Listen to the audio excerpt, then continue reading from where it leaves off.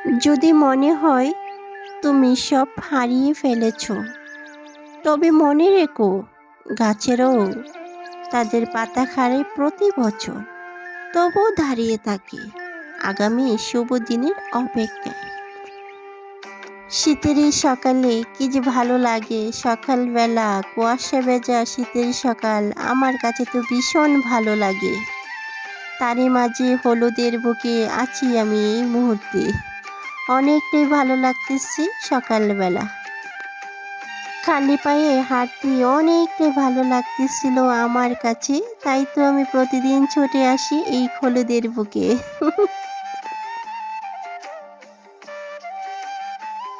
Hello everyone, আসসালামু আলাইকুম। সবাই কেমন আছেন আমার প্রাণের প্রিয় আপু এবং ভাইয়ারা? আলহামদুলিল্লাহ, আমিও বেশ ভালো আছি আমার পরিবার নিয়ে। আমি এই মুহূর্তে আছি আপনাদের সাথে।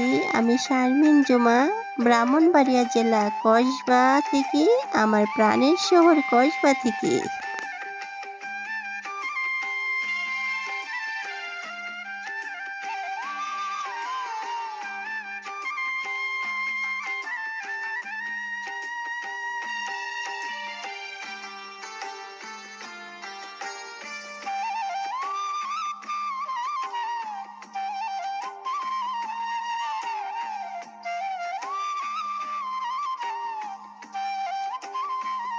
এখন কিন্তু সকাল 10টা বেজে গেছে, তারপরও মনে হচ্ছে একেবারে ভোর সকাল, এতটাই কুয়াশা পড়তেছে চারিদিকে। আজ সব কাজ আমি অফ ক্যামেরায় করে নিয়েছি, নাস্তাও অফ ক্যামেরায় করে নিয়েছিলাম। আর এখানে আজকে সিম নিয়েছি, আজকে সিম ভর্তা বানাবো। তার জন্য সিমগুলি কেটে পরিষ্কার করে নিয়েছি। এখন একটা চুলার মধ্যে আমি সিদ্ধ করে নেব। তার জন্য সিদ্ধ করার জন্য একটা পাতিল বসিয়ে দিলাম, আর সিমগুলো সিদ্ধ করে দিতেছি, মানে পানি নিয়ে। যারা এ পর্যন্ত এসেছেন, ভিডিও দেখতেছেন, এখনো পর্যন্ত লাইক দিতে ভুলে গেছেন, প্লিজ কষ্ট করে লাইকটা দিয়ে দিবেন আমার আপুরা এবং ভাইয়ারা। কিপটামি করবেন না কিন্তু আমার সাথে একেবারে। এই পাশে একটা প্যান বসিয়ে দিলাম, আর টমেটো কেটে নিয়েছি, আর টমেটোগুলো একটু ভাজা করে নেব। আর যেহেতু সিমের গায়ে পানি আছে, সিমগুলোও ভাজা করে নেব। আজকে হাতে মাখিয়ে আমি সিমের ভর্তা করব। খুবই সহজভাবে সিমের ভর্তাটা আমি বানিয়ে নেব। শিলপাটা দিয়ে আজকে বানাবো না, হাতে মাখিয়ে বানাবো। খুব সহজ হয়ে যাবে ভর্তাটা। আর দেখেন সিমগুলো কিন্তু আমি পানিটা একেবারে শুকিয়ে নিতেছি।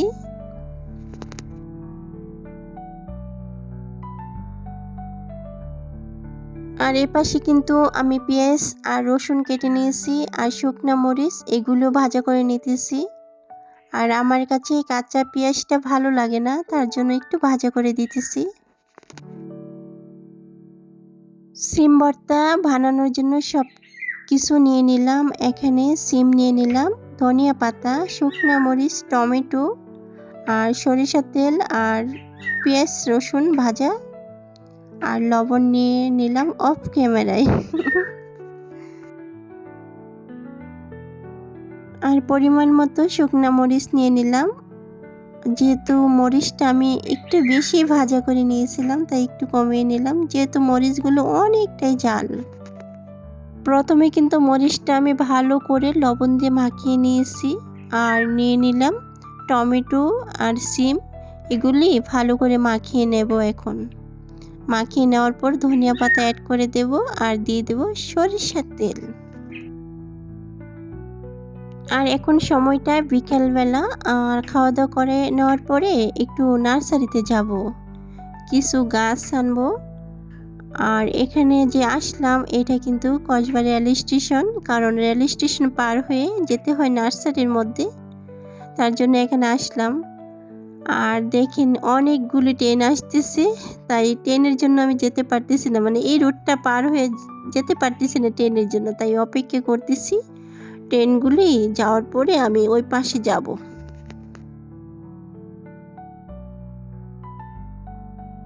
এইটা কিন্তু আমার প্রাণেশ্বর কসবা, কারণ আমার কসবাকে আমি অনেক ভালোবাসি। আমার মতো কে কে কসবাকে ভালোবাসেন একটু কমেন্টে জানাবেন। যারা আমার এলাকায় আছেন, মানে আমার জেলার মধ্যে আছেন, তারা কিন্তু অবশ্যই বলবেন।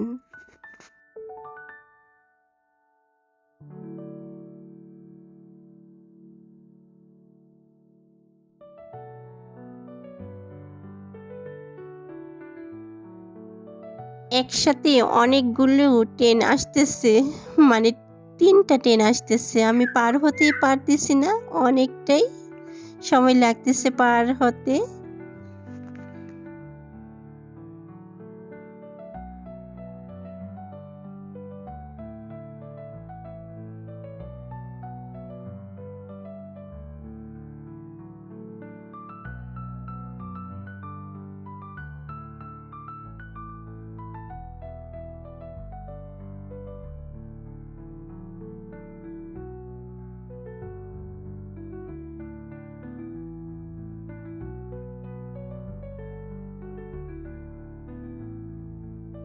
অবশেষে রাস্তা পার হয়ে আমি এখন চলে আসলাম। ফুলগুলি কিন্তু অনেকটাই সুন্দর, কিন্তু আমি দেখতেছি কোনটা ভালো লাগে। যেটা ভালো লাগে এগুলি নেব। ঘুরে ঘুরে দেখতেছি একটু।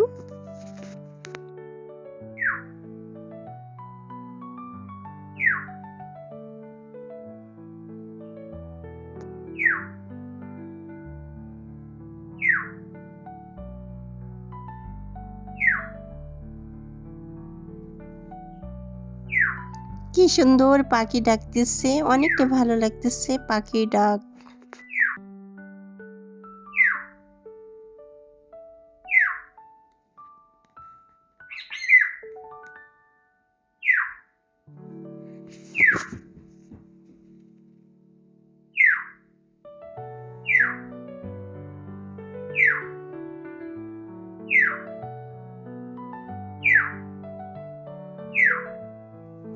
সবগুলি ফুল কিন্তু ভালো লাগতেছে।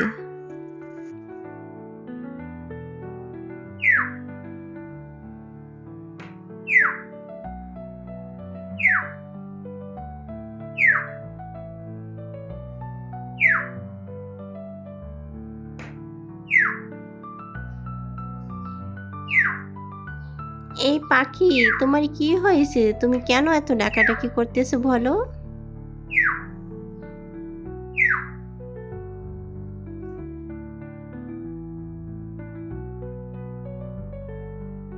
যাই হোক, সবাই আমার সাথে থাকুন। আমি দেখে নেই কোনগুলি ভালো লাগে। যেগুলি ভালো লাগে এখান থেকে নিয়ে নেব।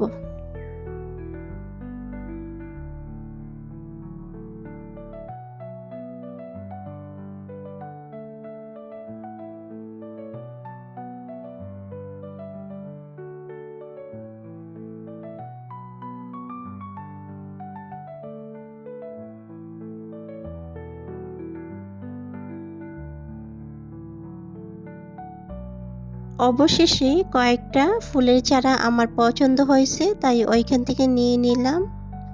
আর যাওয়ার পথে বড়ই আর কদবেল নিয়ে নেব। দেখতে দেখতে ভিডিওর শেষ প্রান্তে। সবাই ভালো থাকবেন। আল্লাহ হাফিজ।